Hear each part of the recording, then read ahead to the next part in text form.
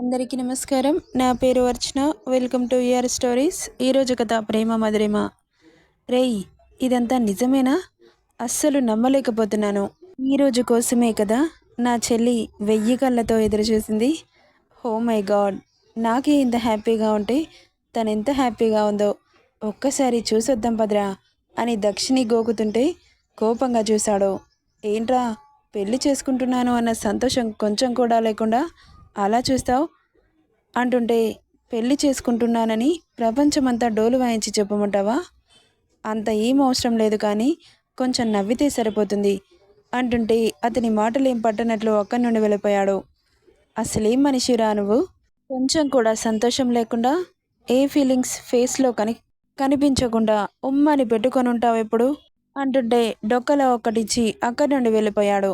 రేయ్ బావా, అవి చేతుల ఐరన్ రాడ్స్రా అని స్టమక్ పట్టుకొని బాధపడుతూ చెప్పి వెనకే వెళ్ళాడు. ఇక అతను వెళ్ళిన సైడ్ వెళ్ళిన బాలాజీ ఎదురుగా చూస్తున్న దానికి కళ్ళు పెద్దవయ్యాయి. అక్కడంతా పెద్ద స్టేజ్ వేసి రకరకాల వైన్ బాటిల్స్తో ఆ ప్లేస్ అంతా కలకలలాడుతోంది. అక్కడ ఇద్దరే ఉన్నారా అంటే లేదు. Daksh friends, Balaji friends, business partners. Daksh Balaji ఇద్దరు బిజినెస్ పార్ట్నర్స్ సేమ్. ఇక వాళ్ళందరినీ చూస్తుంటే చాలా హ్యాపీగా అనిపించి పరిగెత్తుకుంటూ వెళ్ళి హాయ్ రా మామ అంటూ హత్తుకున్నాడు బాలాజీ. ఇక అందరూ ఫ్రెండ్స్ కలిసి దక్ష్ మీద పడిపోయారు. రేయ్ ఆగండిరా అంటూ వాళ్ళ ఆనందానికి అంతే లేదు. స్కూల్ కాలేజ్ ఫ్రెండ్స్ అందరూ ఒక దగ్గర పోగేయేసరికి పిచ్చ పిచ్చగా ఎంజాయ్ చేశారు. ఇక ఫ్రెండ్స్ అందరూ ఒక దగ్గర కూర్చొని డ్రింక్ చేస్తూ అందరి కష్ట సుఖాలు పంచుకుంటూ లైఫ్ని ఎలా లీడ్ చేస్తున్నారో ఒక్కొక్కరికి ఒక్కో స్టోరీ చెప్పుకుంటూ బ్యాచిలర్ పార్టీని చాలా ఎంజాయ్ చేశారందరూ. ఇక్కడ డస్కీ తన రాజకుమారుడు గురించి ఆలోచిస్తూ నిద్ర కూడా పట్టలేదు తనకి. అంత సంతోషంగా ఉంది తన మనసు. ఏంటి, నీలో నువ్వే నవ్వుకుంటున్నావు? ఏం లేదు అంటూ తల అడ్డంగా ఊపింది. అన్నయ్య కాల్ చేశారా? లేదని మూతి ముడిచి చెప్పింది. డైరెక్ట్గా పెళ్లిలోనే కలుస్తాడులే, ఆ ఎగ్జైట్మెంట్ నీకు ఉండాలిగా, అందుకే మాట్లాడట్లేదేమో. ఒక్కరోజు కూడా చూడకుండా ఉండలేడు, అలాంటిది ఈ ఊర్లోనే ఉంటూ నాతో మాట్లాడకుండా ఇలా ఉంటున్నాడు అని మూతి ముడిచి చెబుతుంటే ఇక్కడ దక్ష పెదవులపై కార్నర్ స్మైల్ వచ్చి చేరింది. పర్ణిక చేతిలో ఉన్న మొబైల్లో వీడియో కాల్లో పాపని లైవ్లో చూస్తున్నాడు. బాబు, సరే కానీ ఇదిగో ఈ చీర కట్టుకో, అత్తయ్య గుడికెళ్దామని చెప్పింది అంటూ చీర తన చేతిలో పెట్టి తెలియకుండా మొబైల్ తనకి ఎదురుగా కాస్త దూరంగా పెట్టి వెళ్ళిపోయింది పర్ణిక. ఇక ఆల్రెడీ ఫ్రెష్ అవడంతో తన ఒంటి మీద ఉన్న హాఫ్ సారీ తీసేసి చీర కట్టుకోవడం మొదలుపెట్టింది. రెప్ప వేయకుండా గుడ్లు పెద్దవి చేసి చూస్తున్నాడు. అదో అద్భుతంగా అజంతా ఎల్లోరా శిల్పంలా ఉన్న తన స్ట్రక్చర్ని కళ్ళ నిండా నింపుకుంటూ పిచ్చెక్కిస్తున్న తన అందాలకి వివశుడవుతుంటే సడన్గా మోగింది మొబైల్. చిరాగ్గా కాల్ కట్ చేసి మళ్ళీ తనని చూడడంలో మునిగిపోయాడు. ఫ్రూట్స్, ఫ్లవర్స్ అన్నీ తనలోనే ఇమిడి ఉన్నాయా అన్నంత అందం. దక్ష్ పంపించిన చీర కట్టుకుని రెడీ అయ్యి అతను పంపించిన నగలేసుకొని ముఖానికి లైట్గా మేకప్ అద్ది చేతులకి గాజులు, నడుం కింద వరకు ఉన్న జడని అల్లుకోరాక ఇబ్బంది పడుతుంటే వచ్చింది పర్ణిక.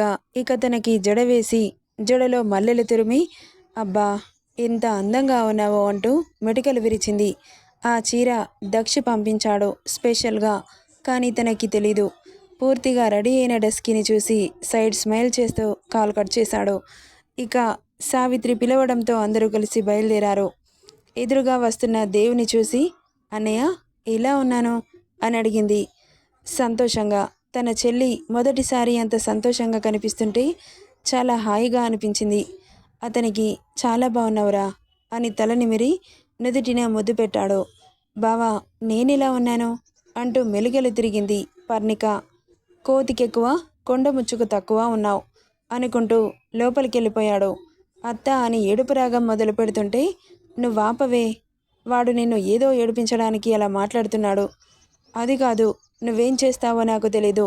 సిరి పెళ్ళైపోగానే నా పెళ్ళి చేయాల్సిందే, లేకపోతే నేను ఏ చెట్టునో పుట్టనో చూసుకుంటాను. ఆ పని చెయ్యి, దరిద్రం వదిలిపోతుంది అంటూ బయటకెళ్ళిపోయాడు దేవ్. ఒరేయ్ బావా నిన్ను అంటూ కొట్టడానికి దేవ్ వెనకాల పరిగెత్తింది. ఇక ఇల్లంతా ఒక్కసారిగా సందడిగా మారిపోయింది. దక్షిత పెద్దమ్మలు, చిన్నమ్మలు, మామలు, అత్తలు ఇల్లంతా నిండిపోయారు. అక్క ఎలా ఉన్నారు? పెద్దమ్మ బాగున్నారా అంటూ దగ్గరికెళ్ళింది దక్షిత. దక్షిత మేనమామలు వాళ్ళ భార్యలు, పర్ణిక వాళ్ళు ఒక మావయ్య వాళ్ళు వాళ్ళూర్లోనే ఉంటారు. సావిత్రికి ముగ్గురు అన్నయ్యలు, ఇంకో ఇద్దరు మావయ్యలు వేరే ఊర్లో ఉంటారు. ఎక్కడికి వెళ్తున్నారు? ఎక్కడికో బయలుదేరారు. గుడికి వెళ్తున్నాం. మీరు రండక్క, అందరం కలిసే వెళ్దాం. ఎందుకే, మీరు వెళ్ళండి, ఇంట్లో పనులుంటాయిగా, మేము చూసుకుంటామంటూ అప్పుడే రావడంతో కాసేపు రిలాక్స్ అవ్వమని చెప్పింది సావిత్రి. ఇక సిరిని తీసుకొని గుడికి స్టార్ట్ అయ్యారు. అప్పుడే గుడి ముందు వైట్ కలర్ కార్ ఆగడంతో కిందకి దిగుతున్న డస్కీని రెప్పవేయక చూస్తున్నాడు దూరంగా ఉన్న దక్ష్. ఎల్లో రెడ్ బార్డర్లో రియల్ సన్ఫ్లవర్లా ఉన్న తన అందానికి దాసుడై చూస్తుండిపోయాడు. దూరం కూడా ఇంత అందంగా ఉంటుందా అనిపించింది ఆ క్షణం. ఇక బయట కాళ్ళు కడుక్కొని లోపలికెళ్లారు. దక్ష్, బాలాజీ కూడా లోపలికెళ్ళి దక్షితకి కనిపించకుండా ప్రదక్షిణలు చేస్తూ, అంటే దేవుడి చుట్టూ కాదు, మన పాప చుట్టూ చేస్తుంటే పర్ణిక దక్ష చూపించే ప్రేమకి ఇంత అదృష్టవంతురాలివే అని చాలా జెలస్ ఫీల్ అవుతోంది. ఇంత అదృష్టం నాకెందుకు దక్కలేదు? అంత అందమైన హీరో, ఈ దేశాన్ని అల్లాడించే అందగాడిని దాని కొంగుకి ముడేసుకుంది అని కుళ్ళుకుంటూ, అత్త, మా అన్నయ్య చూడు, సిరంటే ఎంత ఇష్టమో తనని చూడకుండా ఉండలేక దొంగచాటుగా వచ్చి ఎలా చూస్తున్నాడో అంటుంటే అప్పుడు చూసింది సావిత్రి. దక్ష్, బాలాజీ ఇద్దరు కనిపించారు. అసలు అల్లుడు గారు ఎందులో తగ్గరు కదా, అలాంటిది నా కూతురి దగ్గర ఇంతలా తగ్గి అతని ప్రేమ చూపిస్తున్నారంటే ఇంత అదృష్టవంతురాలు అని కళ్ళల్లో నీళ్లు చేరాయి ఆమెకి. అదే మీ అబ్బాయి ఉన్నాడు చూడండి, ఇంత ప్రేమ చూపించినా నన్ను ఏడిపిస్తూనే ఉంటాడు. వాడెంత ఏడిపించినా వదిలిపెడతానని అనుకుంటున్నాడేమో. అస్సలు వదిలిపెట్టను. వాడిని పెళ్లి చేసుకొని చుక్కలంటే ఏంటో చూపిస్తాను. ఇప్పుడు ఎలా ఆడేసుకుంటున్నాడో పెళ్ళయ్యాక నేను అలా ఆడుకుంటాను అంటుంటే, ఏడ్చావులే పద అంటూ అందరూ ప్రదక్షిణలు చేసి దక్ష్ పేర్ల మీద అర్చన చేయించింది సావిత్రి. ఇక గుళ్ళో చాలామంది భక్తులకి ప్రసాదం పంచిపెట్టింది. పెళ్ళయ్యాక అన్నదానం చేయిస్తానని మొక్కుకుంది సావిత్రి. అన్నీ సవ్యంగా జరిగితే ఇక పూజ పూర్తి చేసుకొని బయటకొచ్చారు. ఈవినింగ్ పెళ్లి కూతుర్ని చేయాలని హడావిడిగా కారులో ఎక్కుతుంటే ఎదురుగా 9 నెలల ప్రెగ్నెంట్ లేడీ లేబర్ పెయిన్స్తో బాధపడుతూ కనిపించింది. అందరూ అటువైపు తిరిగి చూడడంతో ఇక్కడ దక్ష్, బాలాజీ కూడా తల తిప్పి ఆమెను చూశారు. ఇక అవేవి పట్టనట్లు తల తిప్పి దక్షితని చూస్తే చాలా ఆందోళన పడుతూ కనిపించింది. ఈ టైంలో టెన్షన్ పడకూడదని చెప్పింది డాక్టర్. కానీ ఆమెలా ప్రెగ్నెంట్ లేడీని చూసి ఏడుపు ఒకటే తక్కువ అవడంతో కళ్ళు చిన్నవి చేసి చూస్తున్నాడు. తన ఎదురు పడకూడదు, తనని అక్కడి నుండి తీసుకెళ్ళమని పర్ణికకి సైగ చేస్తుంటే సరే అనింది. సిరి పద అంటుంటే రావట్లేదు.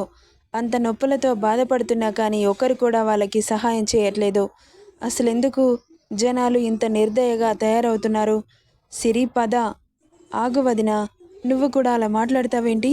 ఎదురుగా తనని చూస్తే నీకేమనిపించట్లేదా? పాపం ఎంత బాధపడుతుంది, వాళ్ళకి సహాయం చేద్దాం అని బాధగా అంటుంటే, నేను అన్నయ్యకి కాల్ చేసి అంబులెన్స్కి కాల్ చేయమని చెబుతాను, నువ్వు ముందు ఇక్కడి నుండి పద. లేదు, తనని చూస్తుంటే హెల్ప్ చేయాలనిపిస్తోంది. నేనే తనని కారులో తీసుకొని హాస్పిటల్కి వెళ్తాను. మీకంత బరువుగా ఉంటే మీరు ఇక్కడే ఉండండి అని వెళ్తుంటే ఆమె రెక్కపట్టి వెనక్కి లాగి అతని ఉక్కు కౌగిల్లో బంధించి, నువ్వేమైనా ఝాన్సీ లక్ష్మీబాయ్ అనుకుంటున్నావా? ఎగేసుకొని పోతున్నావు. హెల్ప్ చేయడానికి చాలామంది ఉన్నారు, మూసుకొని పద అంటూ గదిమాడు దక్ష్. ఆ టైంలో ఆ ప్లేస్లో అక్కడ దక్షిని చూసిన ఆనందం పక్కన పెడితే అతను మాట్లాడిన మాటలకి బాధగా చూసి, నువ్వేం మాట్లాడుతున్నావు బావా? ఒక నిండు చూలాలు నొప్పులతో అంత బాధపడుతుంటే అలా ఎలా వదిలి వెళ్ళిపోవాలనిపిస్తుంది? మీకు కొంచెం కూడా మానవత్వం లేదా? ఏయ్ డస్కీ, నాకు మానవత్వాలు కాకరకాయలేంటి తెలియవు, మూసుకొని పద, నాకు నువ్వు మాత్రమే ముఖ్యం అంటుంటే కన్నీళ్లతో అతన్ని చూసి, రేపు నా పరిస్థితి కూడా ఇలాగే ఉంటే నీలాగే అనుకుంటారు కదా, నీ పరిస్థితి అలా ఎందుకుంటుంది? ఎందుకుండదు? రాసిస్తావా నా జీవితాన్ని నువ్వు? నేను తనకి హెల్ప్ చేస్తాను, నన్నెవరు ఆపలేరు అని అంత బలం ఎక్కడి నుండి వచ్చిందో తెలియదు. అతన్ని దూరం నెట్టేసి ఆ ప్రెగ్నెంట్ లేడీ దగ్గరికి వెళ్ళి, మిమ్మల్ని హాస్పిటల్ దగ్గర నేను దింపుతాను రండి అంటూ ఆ భార్యాభర్తలని కారులో కూర్చోబెట్టుకోగానే ఆమె గట్టిగా అరిచింది నొప్పులతో. అక్కడి నుండి చాలా దూరం వెళ్ళాలి హాస్పిటల్కి. అక్కడి వరకు వెళ్ళేసరికి డెలివరీ అయ్యేలా ఉంది. ఏం చేయాలని, అమ్మా ఏదో ఒకటి చెయ్యి ప్లీజ్ అని ఏడుస్తూ తొందర చేసింది దక్షిత. ముక్కు మొహం తెలియని వాళ్ళ గురించి ఇంతలా ఎందుకు బాధపడుతుందో అర్థం కావట్లేదు తనకి. ఇక ఆమెను కారులో పడుకోబెట్టి డోర్స్ క్లోజ్ చేసి విండోస్ కూడా క్లోజ్ చేసింది.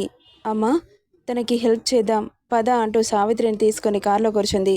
నేను డ్రైవింగ్ చేస్తాను, తనకేదైనా ప్రాబ్లం అయితే కారు ఆపుతాను, తనని చూడు అంటూ కారు స్టార్ట్ చేసింది. ఇదంతా చూసిన దక్ష్ ఊరుకుంటాడా? బాలాజీని పర్ణికని తీసుకొని బయలుదేరాడు. కొంత దూరం వెళ్ళాక సిరి కారాపు డెలివరీ అయ్యేలా ఉంది అనగానే ఎవరూ లేని ప్లేస్లో కారాపింది. ఆమె అరుపులు ఆ ప్లేస్ అంతా మారుమ్రోగుతున్నాయి. బిడ్డ అడ్డం తిరిగిందేమో అని చాలా టెన్షన్ పడుతోంది సావిత్రి. ఇటు దక్షిత తన హార్ట్ బీట్ పెరిగిపోతోంది ఆమె అరిచే అరుపులకి. ఇక అప్పుడే అక్కడికి వచ్చిన దక్ష్ కారాగడం చూసి అతను కారాపాడు. ఆమె పెట్టే అరుపులకి అతని గుండెల్లో ఏదో తెలియని కలవరింత. ఎందుకో వినలేకపోతున్నాడు. ఒక తల్లి బిడ్డకి జన్మనివ్వడానికి అంతలా కష్టపడుతుందా అన్న ఆలోచన రాగానే తెలియకుండానే తన తల్లి గుర్తొచ్చింది అతనికి. అంటే తన తల్లి కూడా అంతే కష్టపడి కనింది కదా అని కారులోనే కూర్చొని ఎవరికో కాల్ చేశాడు. చాలాసేపు ఆమె అవస్థ తర్వాత ఊపిరి ఆగిపోయేలా గట్టిగా అరిచింది. టెన్షన్గా కార్ డోర్ ఓపెన్ చేసి పరిగెత్తుకుంటూ వెళ్తుంటే అప్పుడే కారులో నుండి బయట దిగింది దక్షిత.